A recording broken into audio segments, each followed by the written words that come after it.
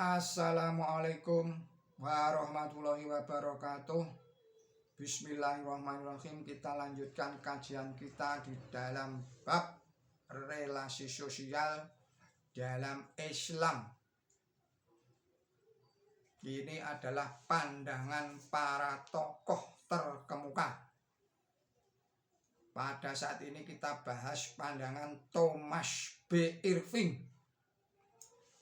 Dr.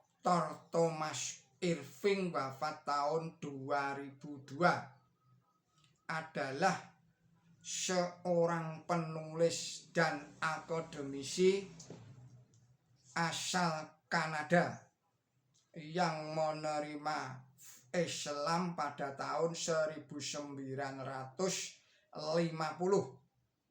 Beliau membuat karya terjemahan Quran Suci yang disebut terjemah versi Amerika yang pertama dan terbit pertama kali pada tahun 1985 dalam satu makalah tentang karya terjemahan Quran Suci itu. Beliau menulis satu hal yang perlu disampaikan: jihad atau perjuangan atau usaha keras di bidang spiritual bukanlah salah atau bukanlah salah satu dari 5 rukun Islam. Terjemahan yang tepat dari kata jihad ini bukanlah perang suci, kecuali dengan perluasan makna. Tetapi kata jihad tetap terdegradasi hanya dalam arti itu karena terlanjur digunakan oleh kaum jurnalis dalam arti itu. Kemudian sekarang ini juga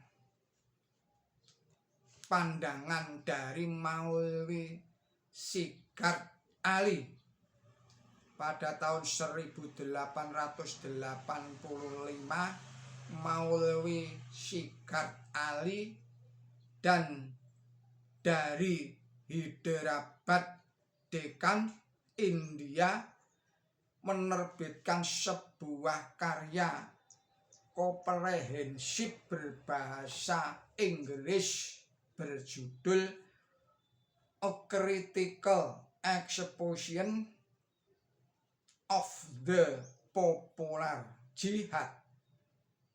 Di bagian awal tulisannya beliau menyatakan, tujuan utama saya menerbitkan karya ini adalah untuk menghimpun persepsi umum.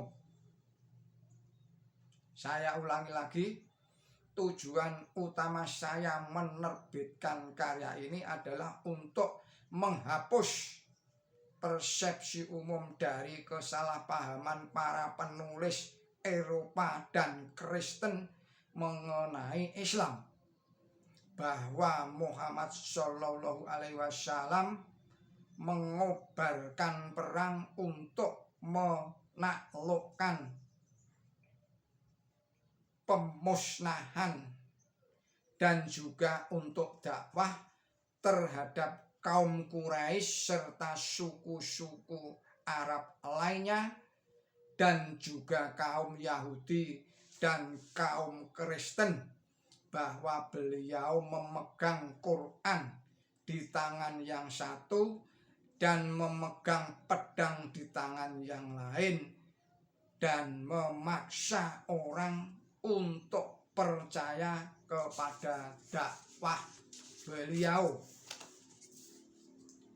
Melalui karya ini saya berusaha dengan berbagai argumen untuk menunjukkan bahwa perang yang dilakukan Nabi Muhammad SAW tidaklah bersifat ofensif, dan beliau juga tidak menggunakan kekuatan pasukannya untuk memaksa dengan berbagai cara agar orang menerima keyakinannya.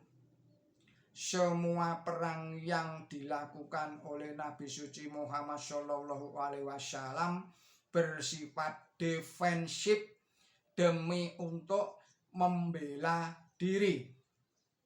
Sigurd Ali kemudian menyebut seorang penulis Inggris yang tanpa disertai argumen menulis, salah satu tugas yang diberikan kepada kaum mukmin adalah menjadi agen balas dendam Tuhan atas kaum kafir. Lantas beliau menuliskan jawabannya. Nabi Muhammad SAW tidak memerangi kaum Quraisy dan kaum Yahudi karena mereka tidak beriman. Tidak juga karena beliau hendak membalaskan dendam Tuhan kepada mereka. Malahan sebaliknya, Nabi suci Muhammad SAW menyatakan kebenaran berasal dari Tuhanmu, maka biarlah setiap orang memilih apakah ia hendak beriman ataukah menjadi orang kafir. Surat Al-Kahfi surat 18 ayatnya 29. Tidak ada paksaan di dalam perkara agama. Surat Al-Baqarah ayat 256.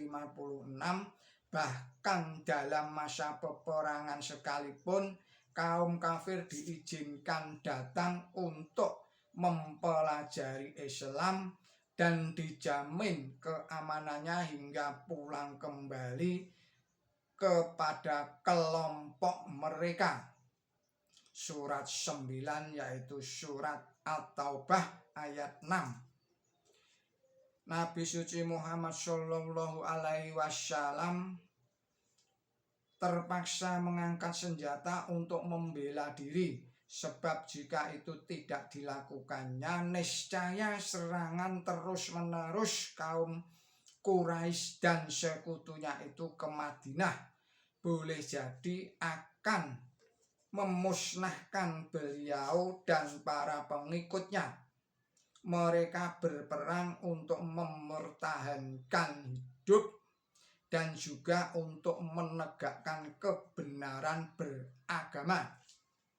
Dan dari inilah perjuangan mereka disebut sebagai perang agama, sebab mereka diperangi karena alasan agama.